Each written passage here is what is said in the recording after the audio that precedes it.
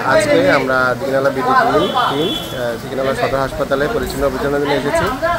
যে অভিযান সারা বাংলাদেশ ব্যাপী চলমান রয়েছে। আর এই ধারাবাহিকতায় আজকে আমরা দিঘিনালা সদর হাসপাতালে পরিচ্ছন্নতা কার্যক্রম চলমান করার জন্য এসেছি। আমরা এখানে গত কয়েকদিন যাবত দেখছি উপজেলা স্বাস্থ্য কমপ্লেক্সটা, যেখানে মানুষ সেবা নিতে আসে, তার স্বাস্থ্যের প্রতি একটা যত্ন নিতে আসে। আর ওইখানে মানুষ এখানে উল্টা আসলে হচ্ছে তার দুর্গন্ধ, নোংরা একটা পরিবেশ সৃষ্টি হয়ে গেছে। আশেপাশে যে ধরনের ময়লা আবর্জনা, যে দুর্গন্ধ ছড়াচ্ছে, তারই একটা পরিষ্কার পরিচ্ছন্নতা বার্তা নিয়ে আমরা দিঘিনালা উপজেলা টিম আসছি।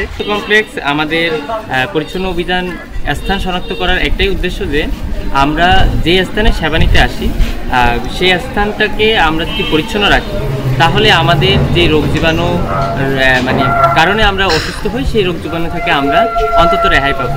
আমরা জানি দেশের প্রতি অনুগত থাকিব, দেশের একতা ও শৃঙ্খলা বজায় রাখিবার জন্য সর্বদা সচেষ্ট থাকিব।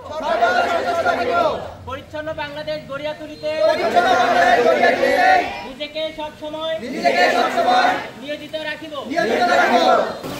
দিঘিনালা বিডি ক্লিনের উদ্যোগে আমাদের খাগড়াছড়ি দিঘিনালা হাসপাতালে পরিচ্ছন্নতা অভিযান চলছে। আমি তাদের এই অভিযানকে স্বাগত জানাই। আপনারা জানেন যে আমাদের সকল প্রতিষ্ঠানে পরিচ্ছন্নতা একটা গুরুত্বপূর্ণ অংশ।